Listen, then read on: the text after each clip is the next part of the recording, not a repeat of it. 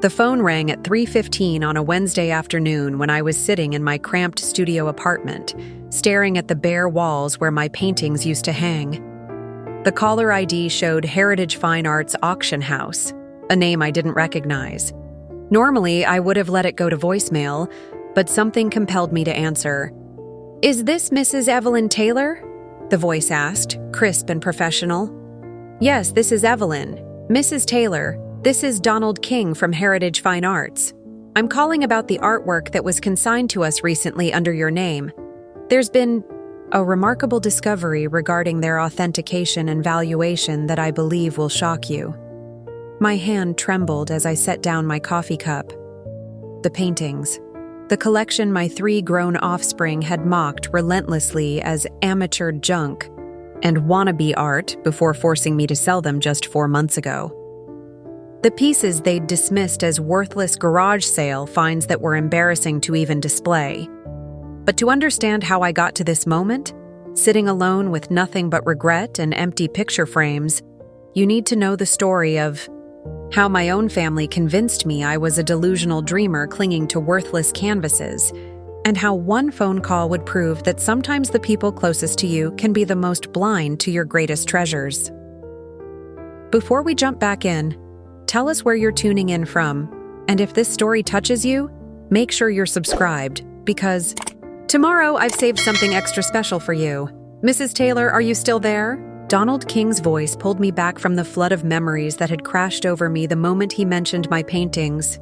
"Yes, I'm here," I managed to say, though my voice sounded foreign to my own ears.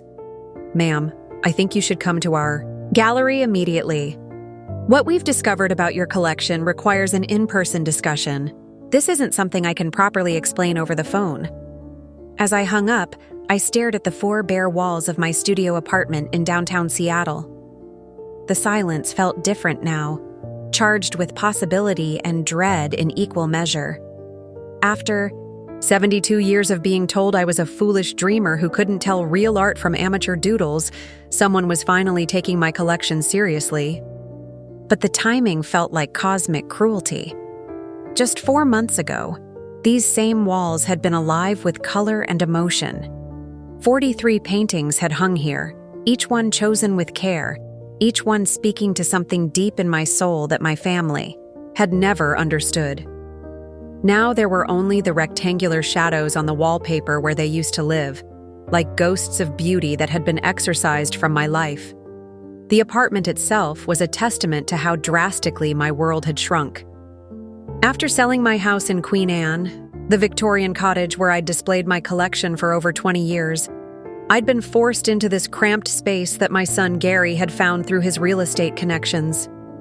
"It's practical, Mom," he'd said with that patronizing tone he'd perfected over the years. "Small, manageable, and you won't have room for all that clutter you've been hoarding." Clutter. That's what my children had called my life's passion. Gary, my eldest at 45, was a successful financial advisor who saw everything through the lens of monetary value and practical utility. If something couldn't be quantified on a spreadsheet or didn't serve an obvious function, it was worthless in his mind. My second son, Bruce, worked in tech and shared his brother's dismissive attitude toward anything that wasn't sleek, modern, and digitally connected. And my daughter, Claire, the youngest at 38, was a corporate lawyer who'd inherited her father's logical mind and had no patience for what she called my artistic delusions. The irony wasn't lost on me that I was now living in a space barely larger than the walk-in closet in my old house, surrounded by the echoes of their voices, telling me how much better my life would be without all those ridiculous paintings cluttering up every room.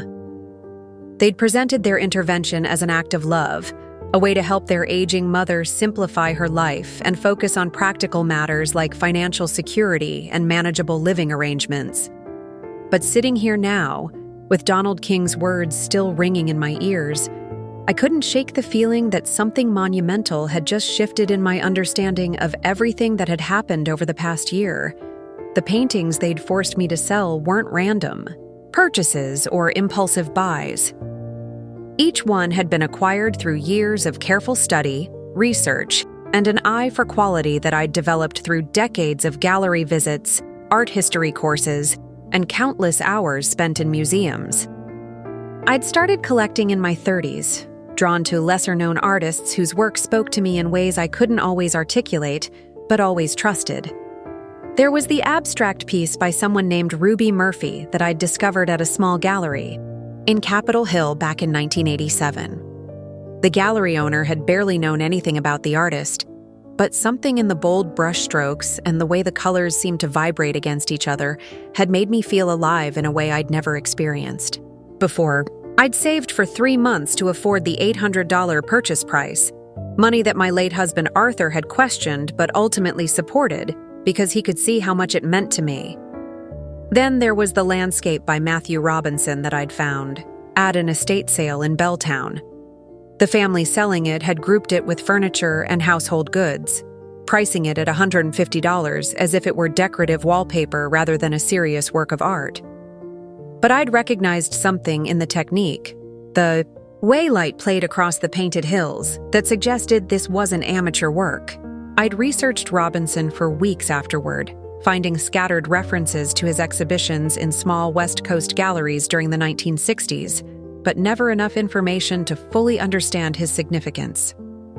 My collection had grown slowly and thoughtfully over the decades. I wasn't wealthy.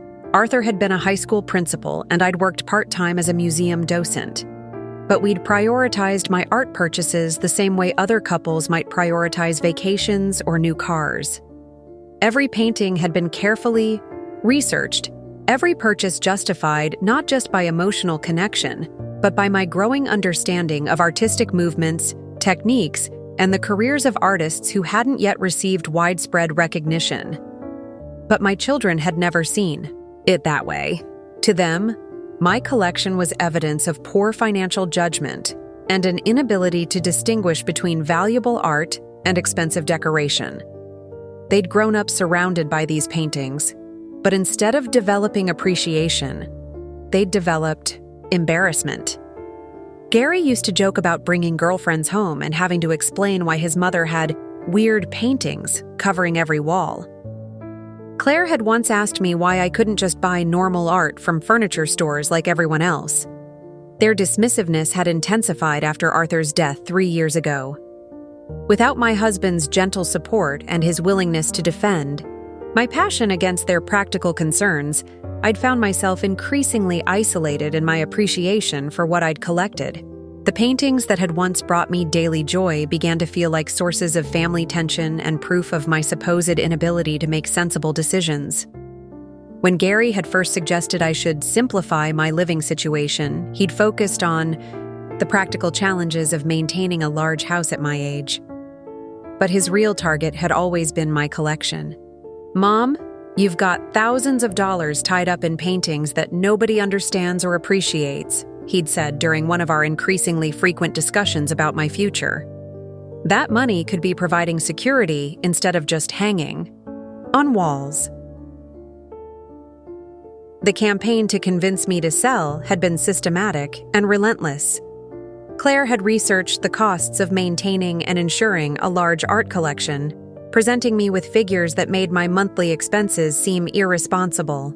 Bruce had found articles about elderly people whose homes had become fire hazards due to excessive possessions. Gary had brought in a financial planner who'd calculated how much additional retirement income I could generate if I liquidated non-essential assets. None of them had bothered to get the collection professionally appraised. Now, staring at the empty walls and replaying Donald King's mysterious phone call, I realized that their certainty about my painting's worthlessness had been based on nothing more than their own inability to see value in something they didn't understand. They'd convinced me to trust their judgment over my own expertise, and I'd been vulnerable enough in my grief and isolation to let them. But something in Donald King's voice suggested that my original instincts about my collection might have been more accurate than anyone, including myself, had dared to believe. The question now was whether I was ready to discover just how wrong we'd all been about the worthless art I'd spent 40 years carefully acquiring, and just 4 months ago allowed my children to force me to sell. The Heritage Fine Arts Auction House was located in Pioneer Square, in one of those restored brick buildings that managed to feel both historic and intimidatingly expensive. As I walked through the polished glass doors, I caught my reflection and winced. The woman staring back at me looked smaller somehow, diminished in a way that went beyond the obvious signs of aging. My clothes hung differently than they used to, as if losing my collection had somehow made me physically shrink to fit my reduced circumstances. The receptionist, a young woman with perfectly styled hair and the kind of confident smile that comes from working somewhere important, directed me to the third floor. "Mr. King is expecting you, Mrs. Taylor. The elevator is just around the corner." As I rode up, I tried to prepare myself for whatever Donald King was going to tell me. The best-case scenario I could imagine was that one or two pieces from my collection might be worth more than the pittance I'd received from the estate sale company. Maybe enough to make me feel slightly less foolish about the financial disaster my children had convinced me I'd narrowly avoided. Donald King's office was everything I'd expected from a high-end auction house. Mahogany furniture, Persian rugs, and museum-quality lighting that made everything look valuable and important. King himself was a distinguished man in his 60s, with silver hair and the kind of quiet authority that comes from handling million-dollar transactions regularly. Preparing and narrating this story took us a lot of time, so if you are enjoying it, subscribe to our channel. It means a lot to us. Now back to the story. "Mrs. Taylor, thank you for coming so quickly," he said, gesturing to a leather chair across from his desk. "I know this call must have been unexpected, but what we've discovered about your collection is truly extraordinary." He opened a thick folder and pulled out a series of high-resolution photographs that made my heart stop. There, displayed with professional museum lighting and careful positioning, were my paintings. But they looked different somehow, more important, more significant than they had even when hanging in my own home. "Let me start with this piece," King said, pointing to a photograph of the abstract painting I'd bought from that small Capitol Hill gallery. "This is Convergence Third by Ruby Murphy, created in 1986. Mrs. Taylor, Ruby Murphy wasn't just a local artist experimenting with abstract expressionism.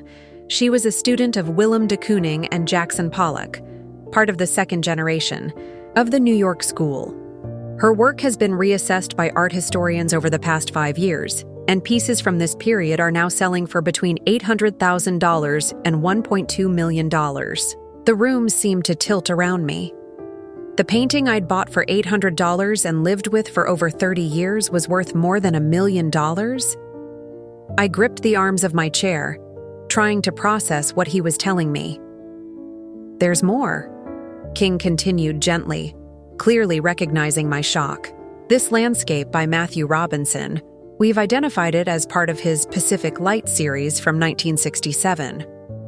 Robinson died tragically young in a car accident in 1970, which cut short what critics now recognize as one of the most promising careers in West Coast landscape painting. Only 12 paintings from this series are known to exist, and they rarely come to market. Recent sales have been in the $2 to $3 million range. $3 million. For the painting I'd bought at an estate sale for $150, the one my children had rolled their eyes at whenever their friends visited, calling it Mom's Weird Landscape Thing." King turned to another photograph, this one showing a smaller canvas I'd acquired from a gallery in Fremont. This portrait by Josephine Morris is particularly significant.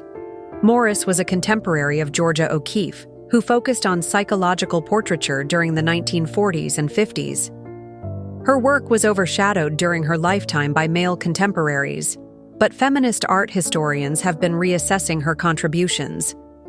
This piece, Woman in Shadow, is considered one of her masterworks.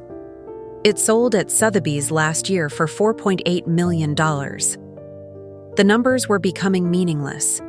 How could paintings I'd lived with daily, that had been dismissed by my own children, as amateur decorations, be worth millions of dollars each? How had professional art dealers and estate sale experts looked at these pieces and seen nothing more than garage sale curiosities? "Mrs. Taylor, I need you to understand the magnitude of what we're discussing, King said, his voice taking on a more serious tone. Based on our preliminary authentication of the pieces we've been able to trace, and we've only located about 60% of your original collection so far, the total estimated value exceeds $50 million. $50 million. The phrase hung in the air like something from another language, something that couldn't possibly apply to my life or my situation. I thought about my tiny studio apartment, my constant worry about medical expenses, my children's, lectures about financial responsibility and the need to live within my means. How is this possible? I whispered. The estate sale company said they were experienced with art. They assured me they knew how to price everything appropriately. King's expression grew sympathetic but grim. Mrs. Taylor, most estate sale companies are generalists. They're equipped to handle household goods, furniture, and common collectibles. When someone consigns a collection of this caliber, items can be catastrophically undervalued if they're not submitted to specialists for proper authentication. He pulled out another document, this one showing sales records from the estate sale that had liquidated my life's work. According to these records, your entire collection was sold over a single weekend for a total of $47,000. Individual pieces that we now know are worth millions were sold for hundreds of dollars to buyers who clearly recognized their true value. The betrayal felt physical, like a punch to the chest that left me struggling to breathe. Not just the betrayal by the estate sale company that had been trusted with my treasures, but the deeper betrayal by my own children who had been so certain of their worthlessness that they hadn't even bothered to get professional appraisals before insisting I sell everything. What happens now? I asked, though I dreaded the answer. Can any of this be recovered? King shook his head slowly. Unfortunately, once items are sold at estate sales, they become the legal property of the purchasers. Many of these buyers were experienced collectors and dealers who recognize the values immediately. Some pieces have already been resold at auction for their true market prices. Others are being held in private collections where they may not surface again for decades. Thought about my children's reactions when I'd told them about the estate sale proceeds. Gary had been pleased that the paintings had brought in more than he'd expected. $47,000 seemed like a reasonable return on what he'd assumed were worthless possessions. Claire had congratulated me on finally clearing out all that clutter and investing in my financial security. Bruce had joked that maybe I wasn't as bad at picking art as he'd thought, since some of it had actually sold.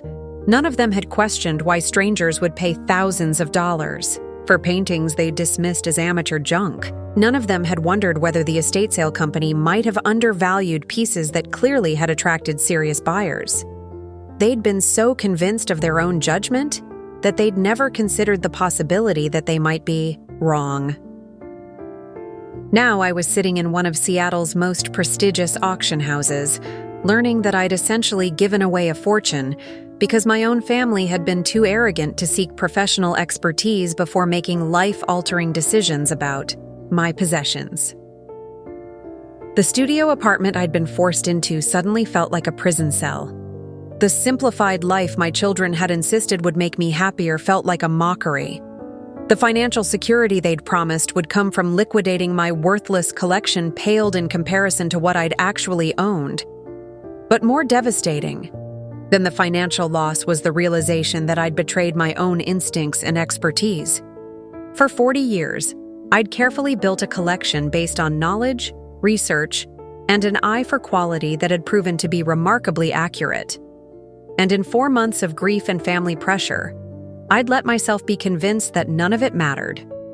The woman who had once been confident enough to trust her own judgment about art was now the woman who had allowed her children to convince her she didn't know anything about the field she'd studied passionately for decades. And it had cost me everything to understand how I'd developed the eye that had unknowingly assembled a $50 million art collection.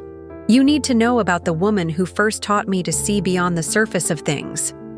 Her name was Adeline Reed, and she was my art teacher at Roosevelt High School in 1967 when I was 16 and thought I knew everything about everything. Mrs. Reed was unlike any adult I'd encountered in my young life. While my parents valued practicality above all else, my father was an accountant, my mother a nurse. Mrs. Reed inhabited a world where beauty and meaning were just as important as function and efficiency. She wore flowing scarves and silver jewelry that caught the light when she moved her hands, while explaining the difference between Impressionism and Expressionism. Her classroom smelled of turpentine and possibility. "Evelyn," she said to me one afternoon as I struggled with a still life assignment, "you're painting what you think an apple should look like instead of what you're actually seeing.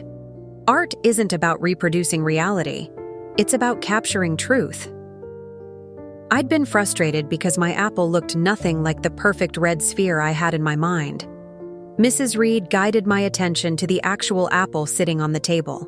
The way shadows created purple undertones in what I'd assumed was pure red, how the light made one side almost white while the other disappeared into darkness, the subtle variations in texture that made it unique among all the apples that had ever existed. "Now paint what you see, not what you know," she instructed. That moment changed everything. For the first time, I understood that looking and seeing were completely different skills, and that most people went through life doing only the former. Mrs. Reed became my mentor in ways that extended far beyond high school art class. She introduced me to the Seattle Art Museum, taking small groups of interested students on weekend trips to study original works by masters I'd only seen in textbooks.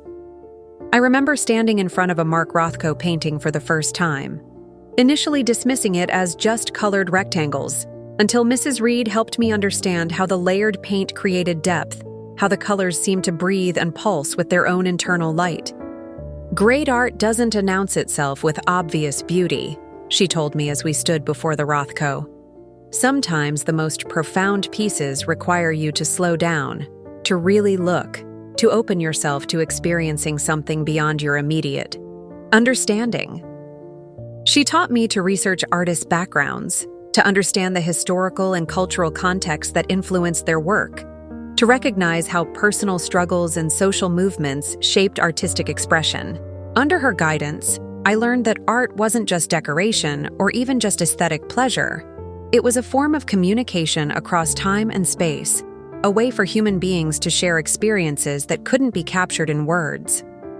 When I graduated, in 1969, Mrs. Reed gave me a book called The Story of Art by E.H. Gombrich. Inside the front cover, she'd written, "To Evelyn, never stop looking with your heart as well as your eyes. The world needs people who can see what others miss." I carried that book with me to the University of Washington, where I majored in English literature but spent most of my free time in art history courses and at gallery openings around Seattle.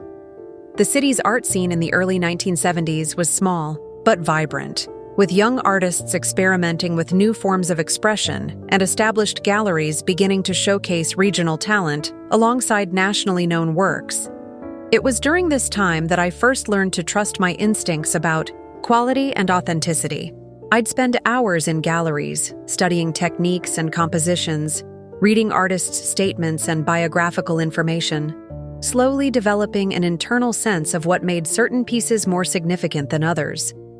I wasn't wealthy enough to buy anything substantial, but I began collecting small works, prints, sketches, minor pieces by local artists, building a modest collection that reflected my growing understanding of artistic value. I met my future husband, Arthur Stewart, during my senior year at a gallery opening in Pioneer Square. He was 25 to my 21, a recent graduate of the education program who'd been hired to teach history at Lincoln High School. Arthur didn't share my passion for visual art, but he respected it in a way my family never had.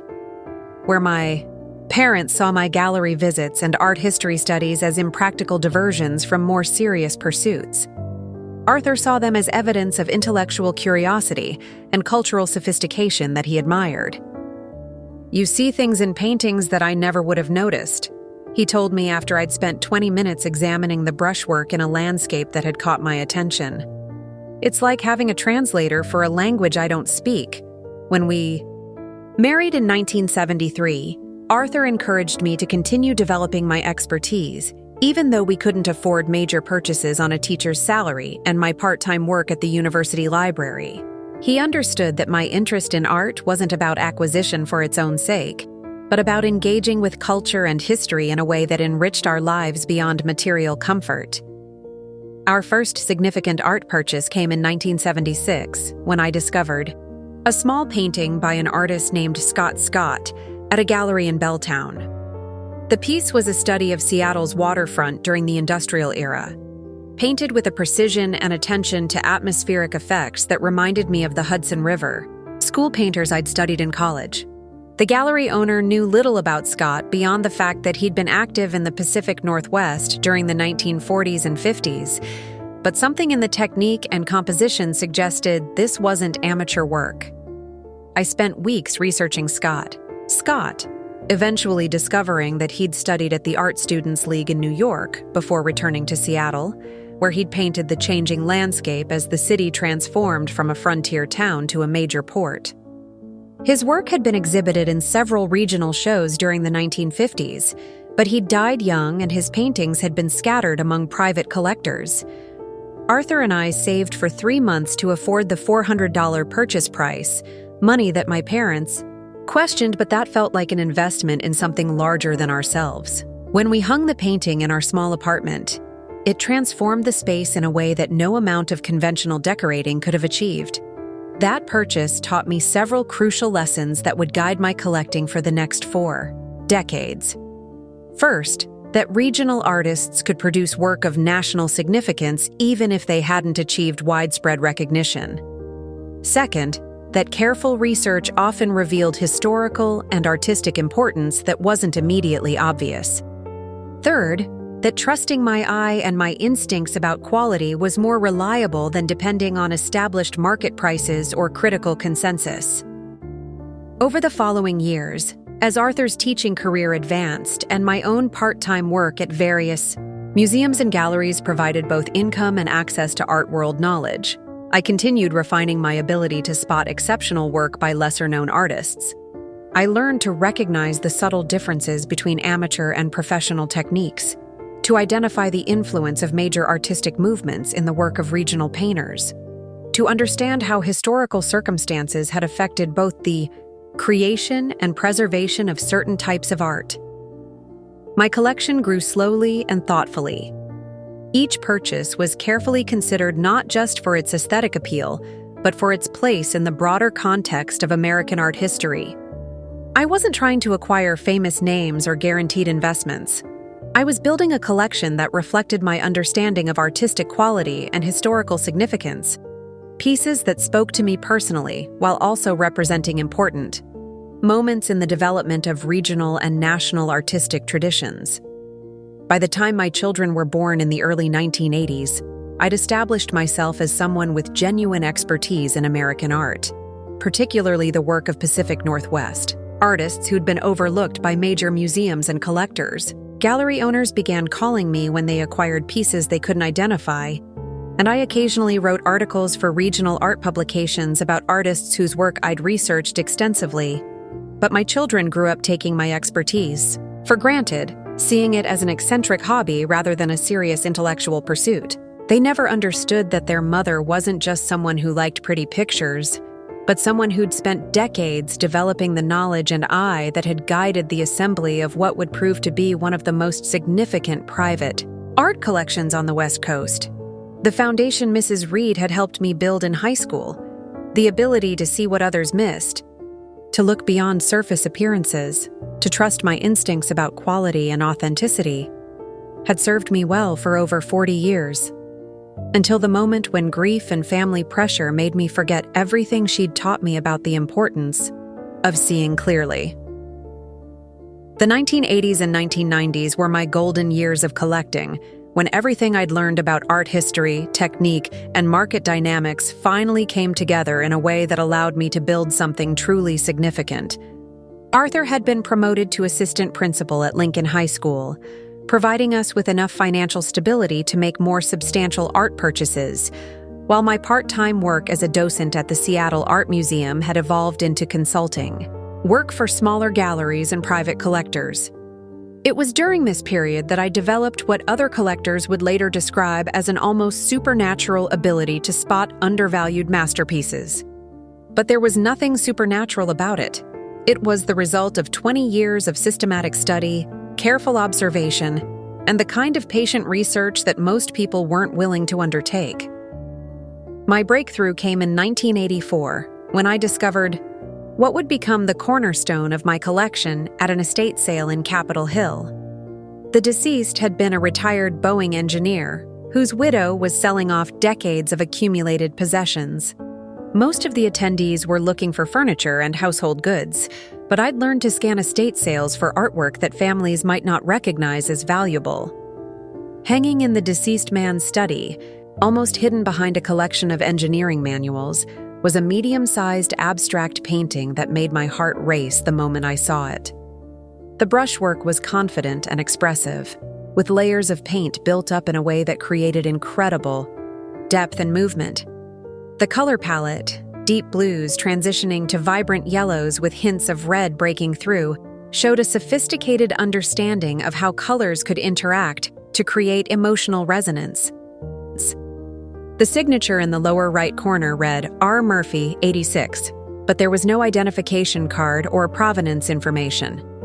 Most estate sale attendees walked past it without a second glance, assuming it was amateur work by a local hobbyist. But something in the technique reminded me of the abstract expressionists I'd studied extensively. The confidence of the brush strokes, the way negative space was used as actively as the painted areas, the overall composition that felt both spontaneous and carefully considered. I spent 20 minutes examining the painting while other shoppers bustled around me, studying the way the paint had been applied, looking for clues about the artist's training and influences. The more I looked, the more convinced I became that this wasn't the work of an amateur. The technical sophistication was too advanced, the aesthetic choices too informed by art historical knowledge. When I asked the widow about the painting's history, she shrugged apologetically. Harold bought that years ago at some gallery downtown.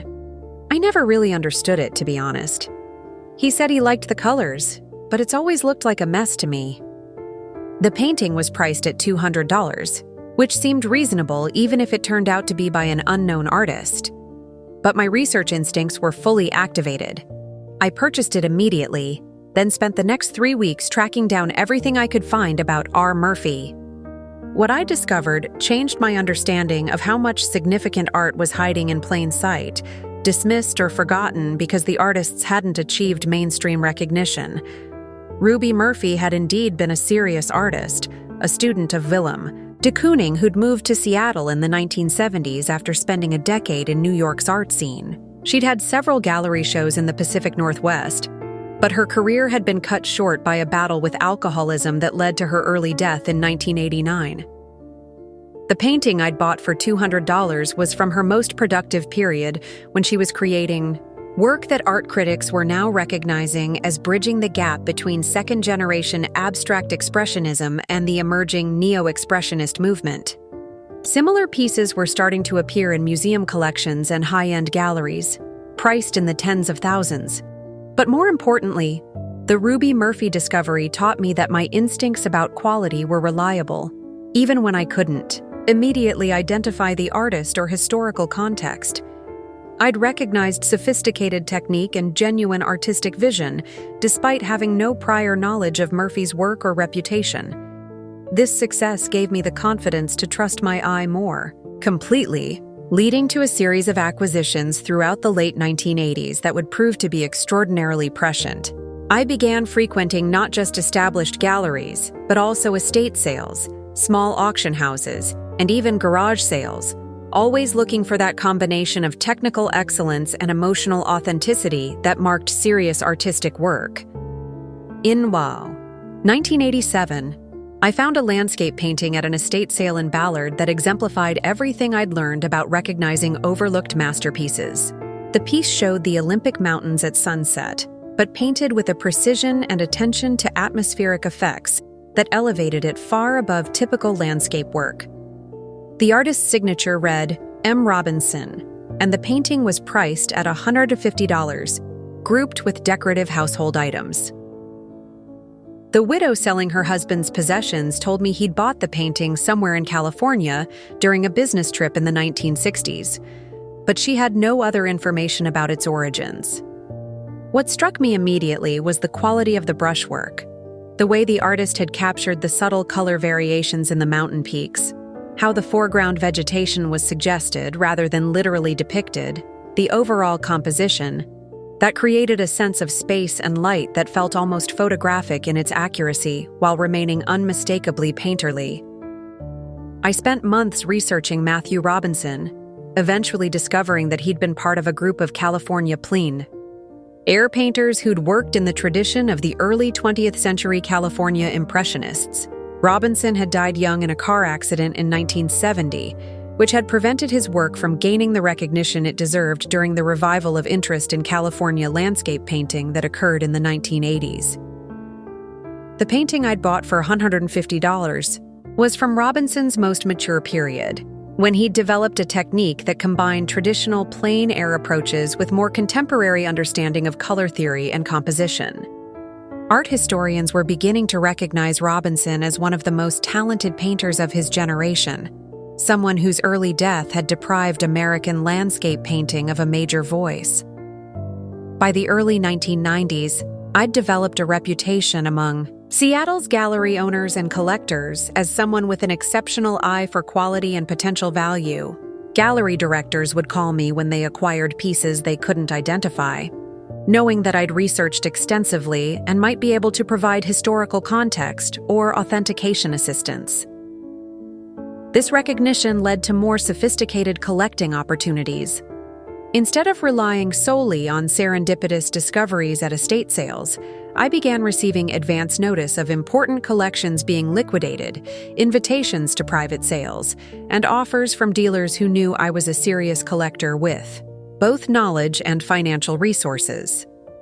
It was through these professional relationships that I acquired some of my most significant pieces during the 1990s.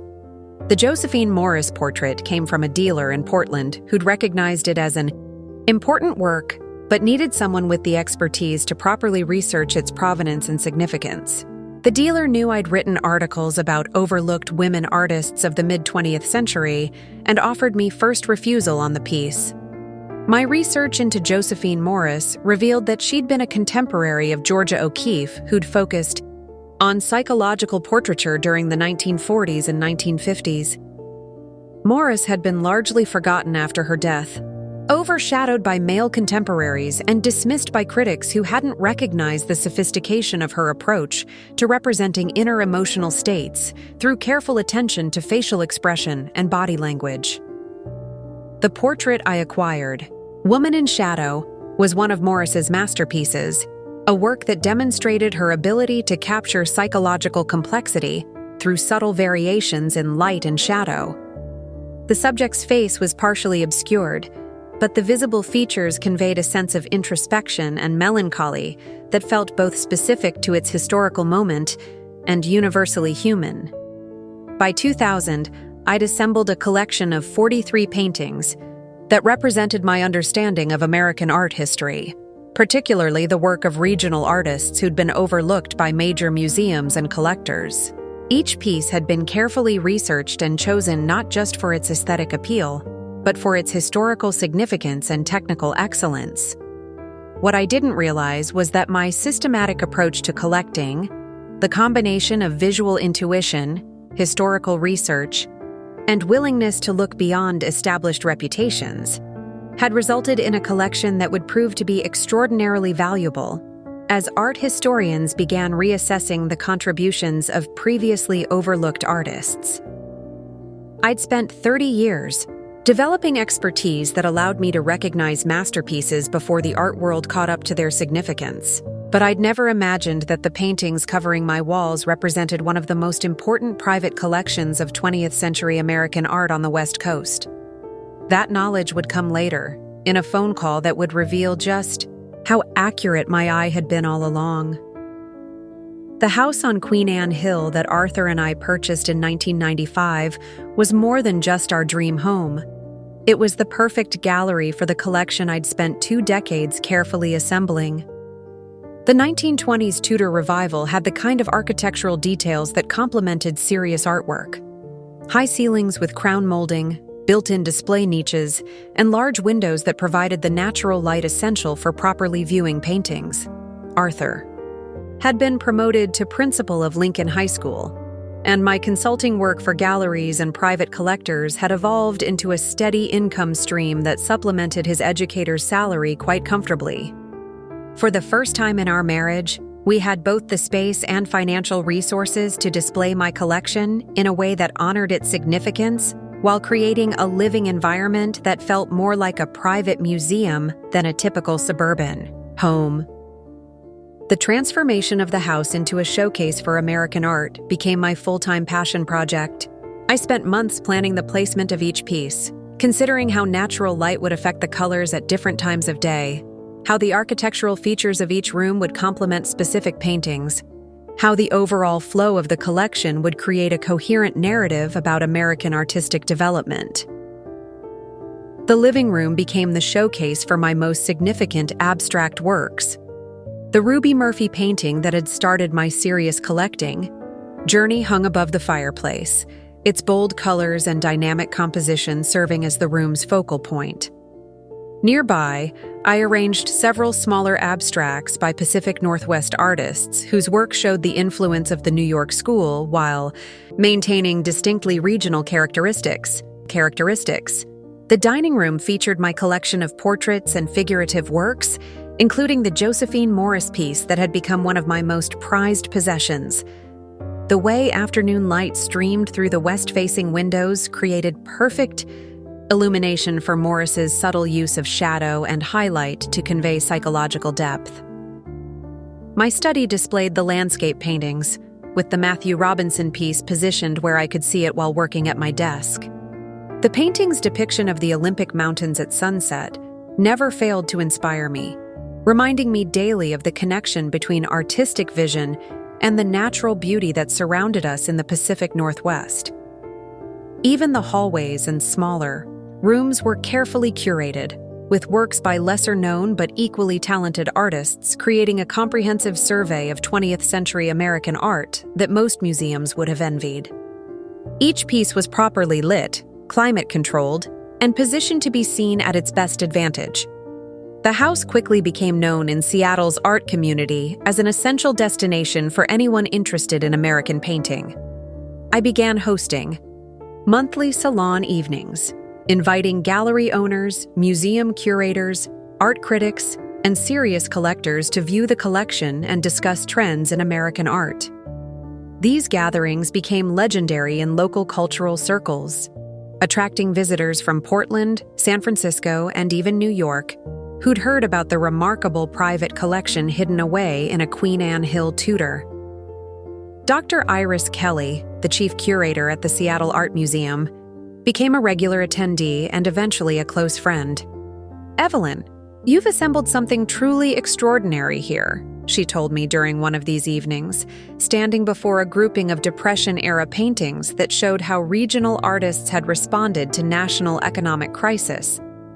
"This collection tells the story of American art in the 20th century more completely than most museum holdings. You have an eye for quality and historical significance that's absolutely remarkable." Her validation meant everything to me. Dr. Kelly wasn't just being polite. She was a respected scholar whose opinion carried weight in the international art world. When she suggested that I consider writing a book about overlooked American artists, I began to understand that my collection represented more than personal passion. It was a contribution to art historical scholarship. The book project, which I began in 1998, forced me to research even more deeply into the backgrounds and significance of the artists I'd been collecting, What I discovered was that many of them were connected by threads of influence and shared experiences that hadn't been recognized by art historians focused on more famous figures. Several of my artists had studied with the same teachers, exhibited in the same galleries, or been part of informal artistic communities that had shaped American art in ways that traditional scholarship had overlooked. Regional Voices, Overlooked Masters of 20th Century American Art, was published by University of Washington Press in 2001 to surprising critical acclaim. Art historians praised my research methodology and my ability to identify patterns of influence and development that had been missed by previous scholarship. More importantly, the book brought long overdue recognition to artists whose work I'd been championing for years. The publication of my book elevated my status in the art world from serious collector to recognized expert. Museums began consulting me on acquisitions and exhibitions. Auction houses sought my authentication services for works by artists I'd researched extensively. Graduate students contacted me for assistance with thesis projects on regional American art. This recognition also had a significant impact on my collecting activities. Gallery owners and private dealers began offering me first consideration for important works that came to market. I was invited to preview major collections before they went to auction, giving me opportunities to acquire exceptional pieces that might otherwise have gone to institutional buyers or wealthy collectors without my specialized knowledge. It was during this period of peak recognition that I made some of my most significant acquisitions. In 2003, I was offered a small but exceptionally important painting by an artist named Gregory Baker, whose work I'd been researching for the book. Baker had been part of the abstract expressionist movement in New York during the 1950s, but mental illness had derailed his career just as he was beginning to gain critical recognition. The painting, a study in blue and gray that captured something essential about urban alienation in mid-century America, was being sold privately by Baker's niece, who'd inherited it after his death. She knew nothing about its artistic significance, but had heard that I was an expert on overlooked American artists. The piece cost me $8,000, more than I'd ever paid for a single work, but I recognized it immediately as a masterpiece that belonged in my collection. Arthur, now nearing retirement, had become increasingly proud of what I'd accomplished. He loved telling friends that his wife was not just an art collector, but a published author and recognized expert whose opinion was sought by museums and scholars. Our Queen Anne house had become a destination for art lovers from around the world, and Arthur took obvious pleasure in serving as tour guide for visitors who came to see what many were calling one of the most important private collections of American art on the West Coast. "You did it, Evelyn," he told me one evening as we sat in the living room surrounded by the paintings that had become our life's work. "You started with good instincts and turned them into something that matters to the whole art world. This collection will outlive both of us." By 2010, my collection had grown to 43 carefully chosen pieces, representing what I considered the essential story of 20th century American art. Each work had been acquired through years of research and careful consideration. Each piece had been chosen not just for its aesthetic appeal, but for its contribution to the overall narrative I was trying to tell about American artistic development. The house itself had become as much a part of the collection as the individual paintings. Art photographers came to document how the works were displayed. Interior design magazines featured articles about creating living spaces that honored serious art collections. Museum professionals used our home as an example of how private collectors could create environments that rivaled institutional galleries in their presentation quality. I was regularly invited to speak at art conferences and symposiums, sharing my knowledge about collecting and research methodologies with audiences of scholars, curators, and serious collectors. My expertise was sought by auction houses for catalog essays and authentication projects. I served on the advisory boards of several regional museums and arts organizations. At the age of 65, I'd achieved everything I'd dreamed of when I first started collecting in my 30s. I had assembled a world-class collection, published, respected scholarship, and gained recognition as a leading expert in my field. The girl who'd fallen in love with art in Mrs. Reed's high school classroom had become a woman whose opinion mattered in the international art world. But success, I would learn, can be as fragile as it is sweet. And sometimes the greatest threats come not from strangers or professional competitors, but from the people closest to you who've never understood what you've spent your life building. The golden period was about to end, destroyed not by market forces or scholarly disagreement, but by family members who saw my life's work as nothing more than expensive clutter that needed to be eliminated for practical reasons.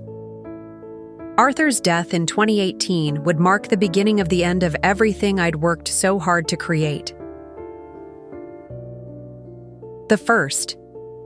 Cracks in my perfect world appeared not with Arthur's death, but in the months leading up to it, when my children began expressing what they called concerns about my lifestyle and future planning. What started as occasional comments during family dinners gradually escalated into systematic criticism of everything I'd built over the previous 4 decades. Gary, my eldest, had always been the most vocal about what he saw as my impractical approach to life. Even as a teenager, he'd questioned why we needed so many paintings cluttering up the house, when the money could have been invested in more traditional ways. Now, at 45 and successful in his financial planning practice, he'd developed the confidence to challenge my choices directly. "Mom, do you have any idea how much money you have tied up in artwork?" he asked during a family barbecue in the summer of 2017. Arthur was inside taking a nap. His energy had been declining for months, though we didn't yet know about the heart condition that would claim his life the following year. "I've been doing some research on art as an investment, and frankly, most of these pieces you've collected aren't appreciating the way a diversified portfolio would." I tried to explain that my collecting had never been primarily about investment returns, that the paintings provided daily joy and represented a lifetime of scholarship and expertise. But Gary dismissed this with the same patronizing smile he used with clients who didn't understand compound interest. "Mom, I get that you enjoy them, but from a practical standpoint, you're sitting on hundreds of thousands of dollars that could be generating income instead of just hanging on walls. What if Dad's health gets worse? What if you need long-term care? You can't eat a painting. You can't eat a painting." Bruce, my middle son, approached the criticism from a different angle. As a software engineer who'd made good money during the tech boom, he saw my collection through the lens of efficiency and space optimization. During his visits, he'd walk through the house with the calculating gaze of someone mentally redesigning everything for maximum functionality. "This place is like a museum," he complained during one family gathering. "You can barely move without worrying about bumping into some expensive painting. What happens when you and Dad get older and need to navigate wheelchairs or walkers? All this artwork is going to become a safety hazard." When I pointed out that the house was carefully designed to accommodate the collection while remaining livable, Bruce shook his head dismissively. "Mom, you've organized your entire life around objects instead of people. When was the last time you had a normal conversation in the living room without someone asking about the paintings? Everything here is about your hobby, not about creating a comfortable family environment." The word hobby stung particularly deeply. Bruce had grown up surrounded by my collection, had brought friends home throughout high school, had witnessed the respect my expertise commanded in Seattle's art community. Yet he still saw my life's work as an elaborate form of self-indulgence, rather than a serious intellectual and cultural pursuit. Claire, my daughter and youngest, was perhaps the most devastating critic because her objections seemed to come from genuine concern rather than mere practicality. As a corporate lawyer, she'd developed a talent for identifying potential problems and crafting solutions that addressed worst-case scenarios. "Mom, I worry about what's going to happen to all of this when you and Dad are gone," she said during a private conversation in my study, surrounded by the landscape paintings that had brought me decades of pleasure. "Do you really think Gary and Bruce and I are going to want to inherit 43 paintings? Do you think we have space for them in our homes, or the knowledge to maintain them properly? When I suggested that the collection could remain intact, perhaps donated to a museum that would preserve it as a coherent whole, Claire looked at me with the patient expression she used with clients who didn't understand legal realities. Mom, museums don't just accept large donations anymore. They have to consider storage costs, insurance, conservation needs, exhibition space. Unless you're donating Picassos or Van Goghs, most institutions aren't interested in taking on that kind of responsibility. These regional artists you focused on, they're just not significant enough to justify the expense. Regional artists. That phrase revealed everything about how my own daughter saw my life's work. She'd grown up hearing me discuss the historical importance of Pacific Northwest painters, had witnessed art historians and museum curators seeking my expertise, had seen my book receive critical acclaim. Yet she still viewed my collection as a gathering of second-tier works by artists who didn't really matter in the broader context of art history. The criticism intensified after Arthur's first heart attack in early 2018. Suddenly, every family. Conversation included references to planning for the future and being realistic about changing circumstances. My children began treating my collection not as a valuable cultural asset, but as a logistical problem that needed to be solved before it became an even bigger burden. Dad's health scare should be a wake-up call, Gary announced during a family meeting at the hospital while Arthur was recovering from his cardiac procedure. You two need to start making some hard decisions about downsizing and simplifying your lives. All those paintings are just going to complicate everything if there's a medical emergency. When I protested that the collection was properly insured and professionally maintained, Gary pulled out a folder of documents he'd prepared. Mom, I've been researching the costs of maintaining and insuring a large art collection. Do you realize you're spending over $15,000 a year just on insurance, climate control, and security systems? That's money that should be going toward Dad's medical care and your retirement security. The numbers were accurate, but they ignored the fact that the collection was also appreciating in value as the artists I'd championed gained recognition. Several pieces had already been borrowed by museums for exhibitions, and art historians regularly cited my book when discussing regional American art movements. What my children saw as expense, I saw as investment in cultural preservation. But their criticism was relentless and systematic. They began forwarding me articles about elderly people whose homes had become cluttered and unsafe. They shared stories about families forced to dispose of inherited collections that nobody wanted or understood. They sent me real estate listings for smaller, more manageable homes that would be perfect for your retirement years. Bruce even brought in a professional organizer to assess our living situation. The woman walked through our carefully curated rooms with a clipboard, making notes about excessive visual stimulation and inefficient use of space. Her report recommended reducing the artwork by at least 75% to create a more serene and age-appropriate living environment. See, Mom? Bruce said as we reviewed the organizer's recommendations. Even professionals think you have too much stuff. It's not just us being mean. It's obvious to anyone who looks at this situation objectively. The assault on my collection became a constant background stress in Arthur's final months. Every family visit included renewed pressure to start making decisions about which pieces I might be willing to part with.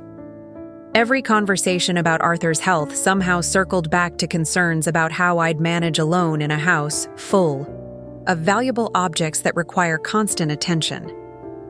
Claire began researching retirement communities, presenting me with brochures for places that offered maintenance-free living for active seniors.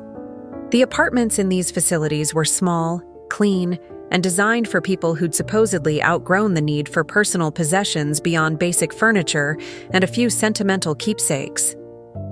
"Look at this place, Mom," she'd say, showing me photographs of sterile rooms with beige walls and generic landscapes. "Everything is taken care of for you. No more worrying about insurance or security or cleaning around all those paintings. You could actually relax and enjoy your retirement, instead of being a slave to your collection." A slave to my collection. That's how my own daughter saw my life's passion. Not as a source of daily joy and intellectual stimulation, but as a burden I'd imposed on myself through poor judgment and inability to let go of material possessions. The worst part was that their criticism was beginning to make me doubt myself. After Arthur's death in late 2018, when I was alone in the house for the first time in decades, I found myself looking at my beloved paintings with new eyes. Were they really as significant as I'd believed? Had I been fooling myself about their historical importance and aesthetic value? Was my expertise genuine, or was I just a deluded collector who'd convinced herself she was a scholar? The grief and isolation following Arthur's loss made me vulnerable to their arguments in ways I wouldn't have been during happier times. When you're questioning everything about your life and your future, it becomes easier to believe that the people who claim to love you might be right about your deepest mistakes. My children sensed this vulnerability and pressed their advantage. The woman who'd once been confident enough to challenge art world experts was now the woman whose own family had convinced her that everything she'd spent 40 years building might be nothing more than an expensive delusion. The stage was set for the systematic destruction of everything I'd worked to create. Arthur's death on November 15, 2018, didn't come with warning sirens or dramatic final words. I found him in his study that morning, slumped peacefully in the leather chair where he'd spent countless evenings reading while I worked on authentication projects at the desk nearby. The paramedic said his heart had simply stopped during the night. No pain, no struggle, just the quiet end of a man who'd lived 68 years with kindness and dignity. The funeral arrangements blurred together in a haze of practical decisions that my children handled with the same efficiency they brought to their professional lives. Gary coordinated with the funeral home and managed the financial paperwork. Bruce handled the obituary and organized the reception. Claire dealt with legal matters and insurance claims. They were loving and supportive during those first terrible weeks, taking care of everything so I could focus on grieving. But once the immediate crisis passed and the relatives returned to their own lives, I found myself alone in the Queen Anne house for the first time in 45 years of marriage. The silence was overwhelming. Without Arthur's gentle presence as a buffer, the paintings that had once brought me joy began to feel like witnesses to my isolation. Beautiful objects that couldn't fill the enormous space his absence had created. The house itself seemed to echo differently without Arthur's footsteps. His quiet humming while making morning coffee, his evening ritual of walking through the rooms to turn off lights and check locks. Rooms that had felt warm and inviting when shared now felt cavernous and somehow accusing. The study where he'd died became a shrine I couldn't bear to enter, while the bedroom we'd shared for decades felt too large and too quiet for one person's dreams.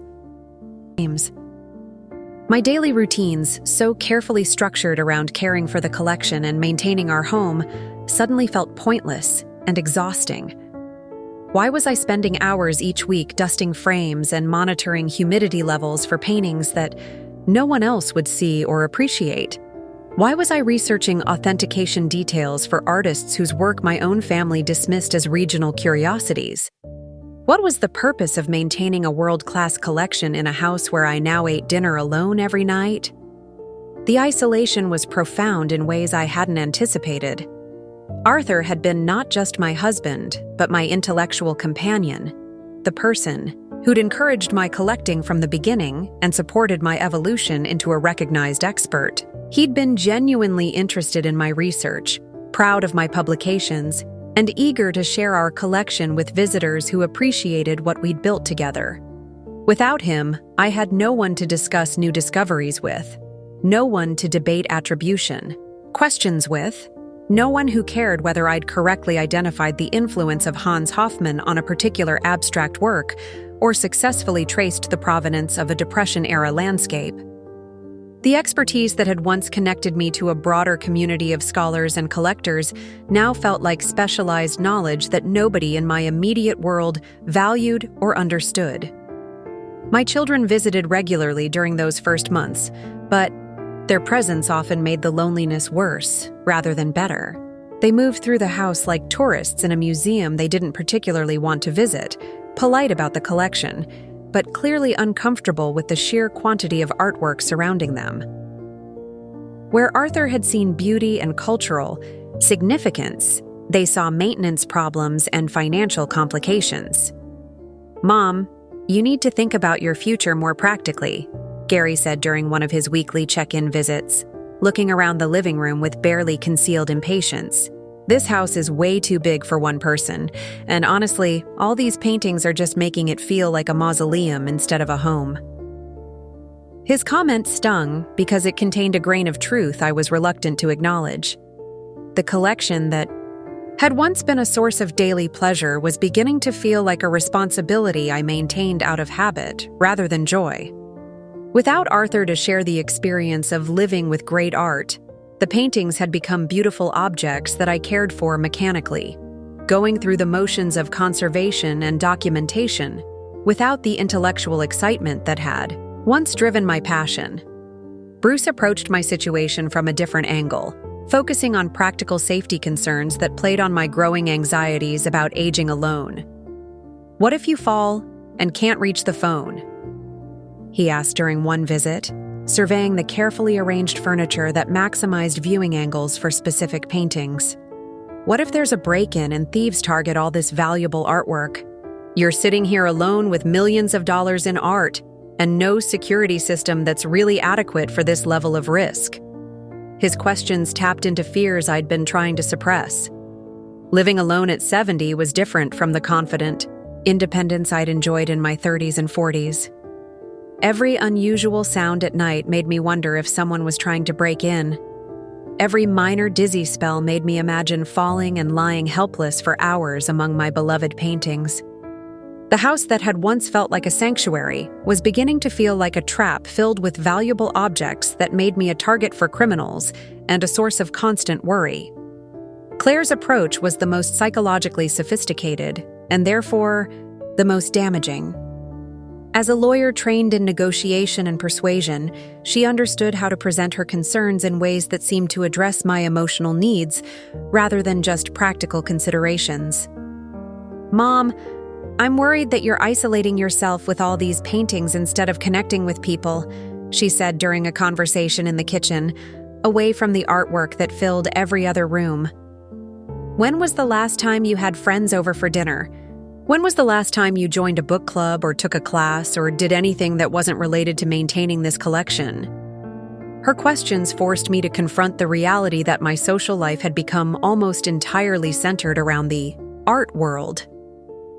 The monthly salon evenings had ended after Arthur's death because I couldn't bear the thought of hosting parties without him.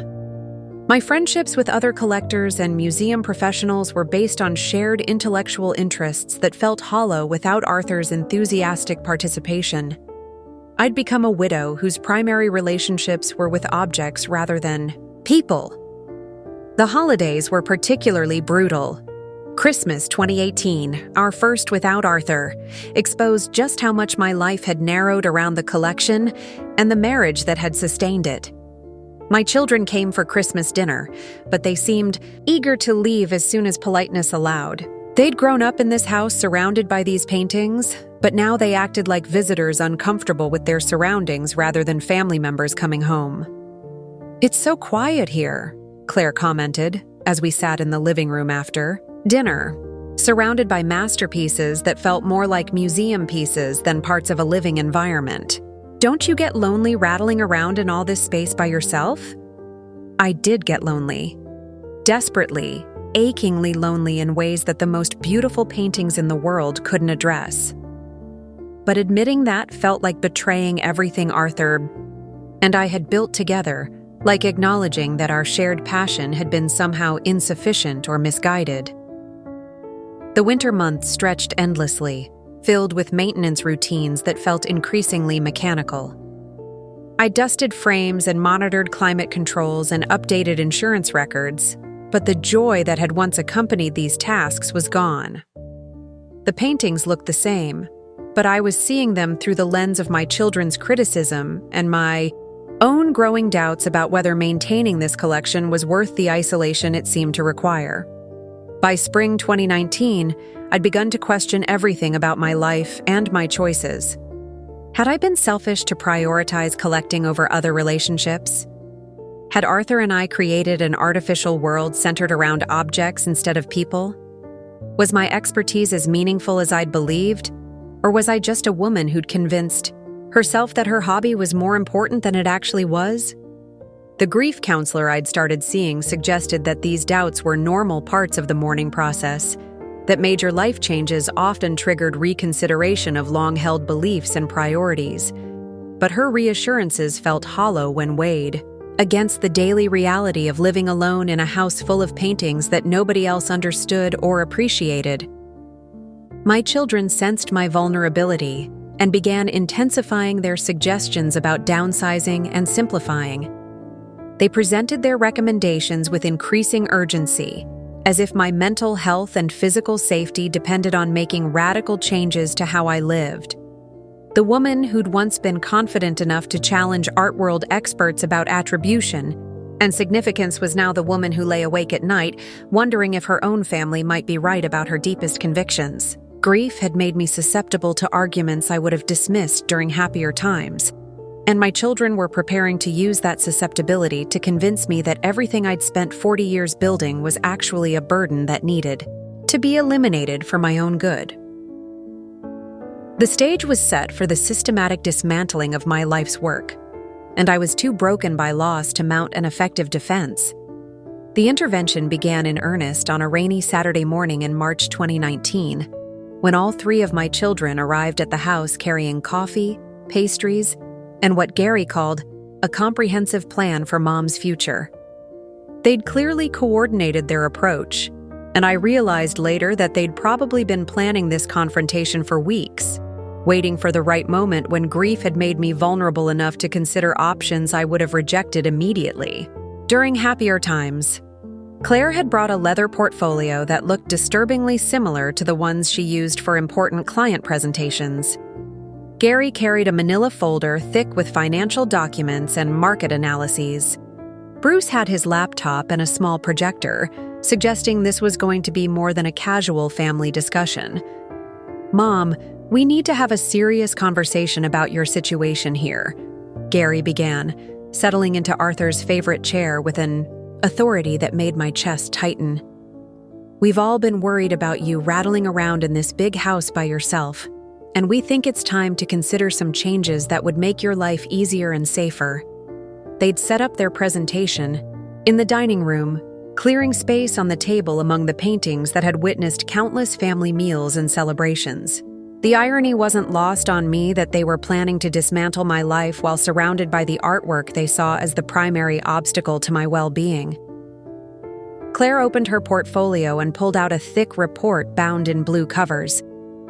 "I've had a professional assessment done of your current living situation," she announced, as if I were a client whose case required expert analysis. "The conclusions are pretty clear. Maintaining this house and collection is creating unnecessary stress and financial burden that's affecting your physical and mental health. The report was thorough and devastating. It documented everything from the square footage of unused rooms to the annual costs of insurance, climate control, and security systems. It included photographs of each room with notations about excessive visual stimulation and inefficient space utilization. There were charts comparing my current expenses to the costs of various retirement living options, all showing significant savings if I divested non-essential assets and relocated to appropriate senior housing. "Look at these numbers, Mom," Gary said, pulling out his own set of documents. "You're spending over $40,000 a year just maintaining this house and collection. Property taxes, insurance, utilities, climate control, security systems, conservation, supplies. It's eating up a huge portion of your income. And for what? So you can live alone in a place that's more like a museum than a home?"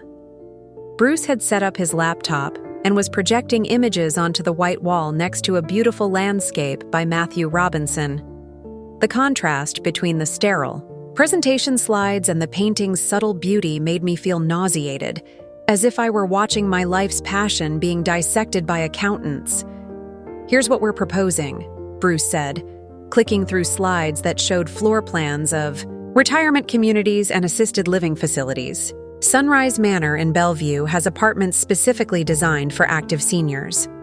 The monthly fees include all utilities, maintenance, meals, housekeeping, and 24-hour medical support. You'd have everything you need in a manageable space, plus social activities and a community of people your own age. The apartment layouts looked like hotel rooms designed for people who'd given up on the idea that their living space should reflect their personality or interests. Beige walls, generic furniture, and maybe room for a few family photographs and small decorative items. The kitchen was basically a kitchenette, since residents were expected to eat in the communal dining room. The living area was large enough for a sofa, a television, and perhaps one small bookshelf. "Where would I put my paintings?" I asked, though I dreaded the answer. Claire exchanged glances with her brothers before responding. "Mom, that's exactly what we need to talk about. The collection is the biggest obstacle to making this transition work. These apartments are designed for people who want to simplify their lives, not maintain extensive art collections." Gary pulled out another document, this one from an estate sale company called Timeless Treasures. "I've already gotten a preliminary assessment of the collection's potential sale value," he said, as if announcing good news rather than proposing the destruction of everything I'd spent 40 years building. "The estimate is between $45,000 and $60,000, which would provide a nice cushion for your retirement expenses. $45,000 to $60,000. For a collection I'd spent decades assembling, pieces I'd researched extensively, works by artists, whose significance I'd helped establish through scholarly publication. The estimate was so absurdly low that it confirmed my worst fears about how little my children understood what I'd accomplished." "That seems low," I said carefully, trying to keep my voice steady. "Some individual pieces in the collection are worth more than that." Bruce looked skeptical. "Mom, I know you think these paintings are valuable, but you have to be realistic about their market appeal. These aren't famous artists that most people have heard of. They're regional painters whose work appeals to a very limited audience. The estate sale people know what they're doing. They've handled hundreds of art collections."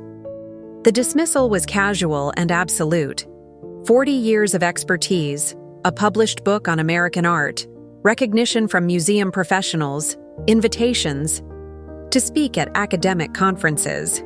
None of it mattered because my children had decided that my knowledge was less reliable than the opinion of generalist estate sale dealers. Claire opened another section of her portfolio, revealing photographs of retirement community common areas where residents could display a few treasured pieces in shared spaces. "You could keep maybe 5 or 6 of your favorites," she said generously. "The communities have display cases where residents can show special items, and you'd have wall space in your apartment for a couple of small paintings, 5 or 6 pieces out of 43. The mathematical brutality of that reduction made me feel physically ill. How could I choose which children to save in a disaster? How could I select which of my treasured discoveries deserved preservation while condemning the rest to be sold to strangers who would never understand their significance?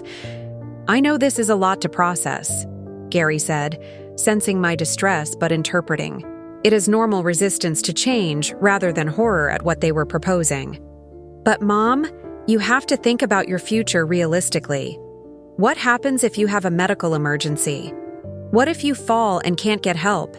What if the house is broken into and thieves target all this valuable artwork?" They'd clearly researched their arguments carefully, hitting on every fear that had plagued me during the lonely months since Arthur's death. They presented statistics about home invasion rates, medical emergency response times, and the challenges of maintaining large houses as people aged. Every practical concern I'd tried to suppress was laid out systematically, supported by data and expert opinions. Bruce clicked to a slide showing insurance claims data for art theft and damage. "Look at these numbers, Mom. Art collections are major targets for criminals, and the insurance companies are getting pickier about coverage requirements. Your current policy requires specific security upgrades that are going to cost thousands of dollars. Is it really worth it to maintain all this expensive artwork that's basically making you a target? The pressure was relentless and sophisticated. They'd anticipated my objections and prepared counterarguments for everything I might say in defense of my collection. When I mentioned the scholarly importance of the artists I'd championed, Claire pulled out reviews of my book that emphasized its focus on regional and lesser-known figures, as if that diminished rather than enhanced its contribution to art historical knowledge. When I pointed out that several pieces had been borrowed by museums for exhibitions, Gary dismissed this as evidence that institutions were willing to display my collection temporarily but weren't interested in permanent acquisition. When I mentioned my consulting work for galleries and auction houses, Bruce suggested that this proved I understood the commercial value of art, but wasn't being realistic about the worth of my own holdings. The most devastating part of their presentation was how reasonable they made it all sound. They weren't asking me to abandon art entirely. I could keep a few favorite pieces. They weren't trying to isolate me from culture. The retirement community had art appreciation groups and museum trips. They weren't dismissing my expertise. They acknowledged that I knew more about art than they did, but suggested that my emotional attachment was clouding my practical judgment. "We love you, Mom," Claire said as they began packing up their materials. "We want what's best for you, and what's best is a safe, comfortable, manageable living situation where you can enjoy your retirement without all the stress and worry of maintaining this place. The collection has brought you joy over the years, but now it's becoming a burden that's preventing you from moving forward with your life." As they prepared to leave, Gary handed me a business card for Janet Morrison at Timeless Treasures Estate. Sales. "Just talk to her," he said. "Get a professional opinion about the collection and what it would involve to liquidate it. You don't have to make any decisions right away, but you should at least understand your options." After they left, I sat in the living room surrounded by the paintings they wanted me to sell, trying to process what had just happened. My own children had presented a comprehensive case for dismantling everything I'd spent my adult life building, and they'd done it with such systematic thoroughness that I couldn't immediately identify the flaws in their reasoning. The grief and loneliness that had made me vulnerable to their arguments hadn't disappeared. If anything, their visit had intensified my sense of isolation, making me feel like a woman whose life's passion was not just unappreciated, but actively harmful to her well-being. The business card sat on the coffee table next to a catalog from a recent exhibition that had featured 3 of my paintings. The contrast between external validation of my expertise and family pressure to abandon everything I'd worked for felt like living in 2 different realities simultaneously. But which reality was true? Was I a respected expert whose collection represented an important contribution to American art history? Or was I a lonely widow clinging to expensive objects that had become obstacles to a healthy, practical future? My children had planted seeds of doubt that would grow stronger over the coming weeks, until the woman who'd once been confident enough to challenge art world authorities was ready to believe that everything she'd accomplished might be nothing more than an elaborate delusion that needed to be abandoned for her own good. The business card for Timeless Treasures. Estate sales sat on my kitchen counter for 3 weeks, a small rectangle of cream-colored paper that seemed to grow more ominous each time I passed it. Janet Morrison's name and phone number had become a constant presence in my peripheral vision, a reminder that my children were waiting for me to take the first concrete step toward dismantling everything I'd spent my life building. The pressure wasn't overt anymore. My family had learned that direct confrontation made me defensive and more likely to resist their suggestions. Instead, they'd shifted to a campaign of gentle persistence and manufactured urgency that was far more effective than their systematic presentation had been. Gary called twice a week with updates about perfect retirement communities that had openings always emphasizing how quickly the good apartments were being snapped up by other families who were smart enough to plan ahead.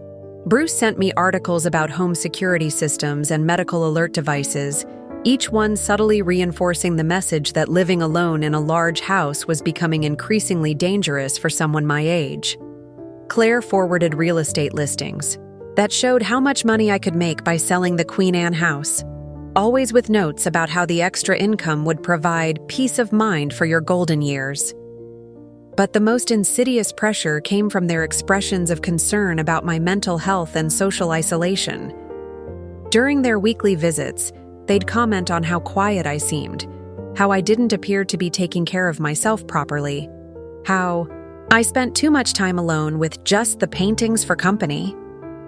"Mom, when was the last time you went out with friends?" Claire asked during one of these visits, looking around the living room with barely concealed disapproval.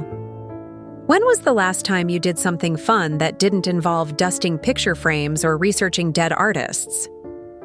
The questions stung because they contained uncomfortable grains of truth.